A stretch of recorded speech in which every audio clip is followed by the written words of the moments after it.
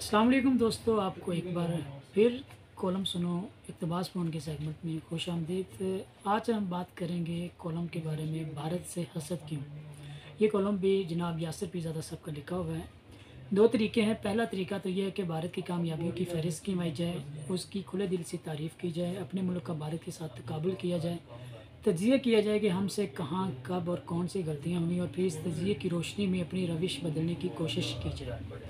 दूसरा तरीका ये है कि भारत में अक़लियतों और ख़ास तौर से मुसलमानों की नस्ल कुशी पर फोकस किया जाए और ये सोचकर ख़ुद को तसल्ली दी जाए कि भारत की इंतहा पसंदाना पॉलिसी की वजह से उसकी तमाम तरक्की बेकार है। भारत का खलाई जहाज़ चाँद पर तो पहुँच गया, मगर आज भी इंडिया की 20 करोड़ आबादी टॉयलेट के बगैर ज़िंदगी गुजारने पर मजबूर है। और गुर्बत का ये हाल है कि दुनिया की सबसे जो बड़ी कच्ची आबादी मुंबई में है, जहाँ गुर्बत नस्ल दर नस्ल चलती है। चलिए दोनों तरीक़ों की पड़ताल करके भी देखते हैं। G20 इजलास की मेज़बानी इस मरतबा भारत के हिस्से में है। इस इजलास में अमेरिका, सऊदी अरब और भारत ने आपस में जिस किस्म के मुआशी मुआहदे किए, अरबों डॉलर की सरमायाकारी की अहदनामों पर दस्तखत किए और भारत से बरास्ता मशरिक़ वुस्ता मुआशी राहदारी बनाने का अज़म किया, वो तमाम तफसीलात मीडिया में आ चुकी हैं। दुनिया की ताकतवर तीन ममालिक के सरबराहान को नरेंद्र मोदी नंगे पाँव चलाकर महात्मा गांधी की समाधि तक लेकर गया। जो बाइडेन समेत G20 के तमाम आलमी लीडर मोदी के पीछे चलते हुए वहां पहुंचे और गांधी जी को खराज तहसीन पेश किया। G20 इजलास से चंद हफ्ते पहले भारत का खलाई मिशन चंद्रयान 3 चांद पर पहुंचा था। उसकी दाद भारत ने अलग समेटी। क्रिकेट में एशिया कप की मेज़बानी इस मरतबा पाकिस्तान के हिस्से में आई थी, मगर भारतीय क्रिकेट बोर्ड ने पाकिस्तान में कोई भी मैच खेलने से इनकार कर दिया। नतीजतन भारत मुकाबलों को श्रीलंका मुंतकिल करना पड़ा, जहां बारिशों का मौसम है, जिसकी वजह से नहायत अहम मैचेस मुतासर हुए हैं। यही नहीं बल्कि बाकी टीमों के मुकाबलों को भी श्रीलंका मुंतकिल करना पड़ा, क्योंकि पाकिस्तान में मुकाबले करवाना मुमकिन ना रहे। भारत की इस बदमाशी के नतीजे में पाकिस्तान में फ़कत 4 मैच खेले गए और ICC मुंह में खनखनियाँ डाल के बैठा रहा, क्योंकि भारत उसका कमाऊ पूत है। ऐसा ही कुछ अहवाल OTT प्लेटफॉर्म्स का है।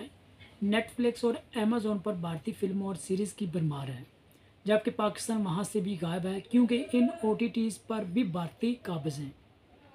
वो पाकिस्तान के ड्रामों और फिल्मों को दरखूर इतना ही नहीं समझते। वैसे भी पाकिस्तान उस सतह की फिल्में ही नहीं बना सकता जो नेटफ्लिक्स और अमेज़ॉन को दरकार है।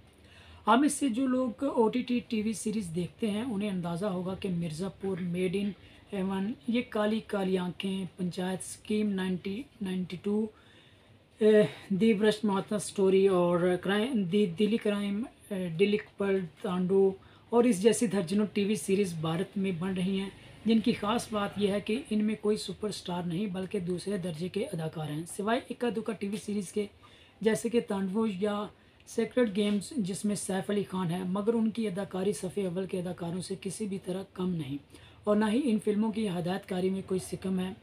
इन फिल्मों की पहली किस्त में कहानी जितनी आगे बढ़ती है, हमारे हदायतकार उसमें से 13 एक साथ का पूरा सीरियल निकाल सकते हैं।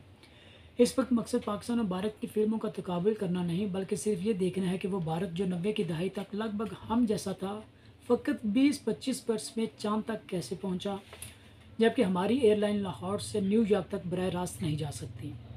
भारत की इन कामयाबियों पर हमें समझ नहीं आई कि क्या रद्द-ए-अमल दें, सो हमने इंटरनेट खंगाला और हमें मालूम हुआ कि भारतीय मुआशी तरक्की तो महज ढकोला सा है, क्योंकि आज भी 5% अमीर तरीन अफराद भारत के 60% दौलत पर काबिज़ हैं।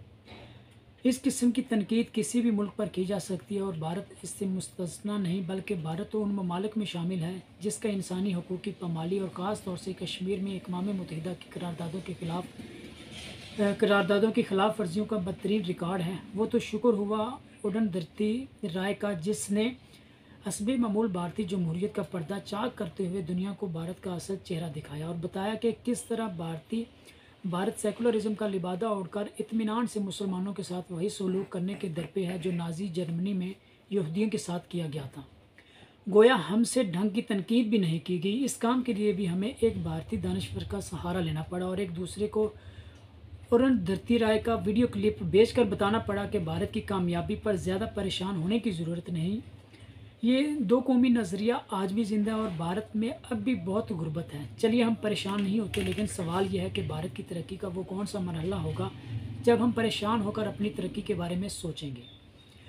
जब भारत मरीख कब पहुंच जाएगा या उसके ज़र मुबादला के ज़खायर हज़ार अरब डॉलर की सतह को छू लेंगे, जब वो मज़ीद 10% आबादी को गुर्बत से नीचे से निकाल लेगा, या जब भारत तारकीन वतन अमेरिका की बाकी मानदा मल्टीनेशनल कंपनियों की सरबराही भी संभाल लेंगे, जब भारत अक़वाम मुत्तहिदा की सलामती कौंसिल का रुकन बन जाएगा, या जब उसकी मुआशत चीन के बराबर आ जाएगी। इन तमाम सवालों से पहले एक सवाल ये भी पूछना है कि क्या हमसाया ममालिक को एक दूसरे की तरक्की से परेशान होना चाहिए।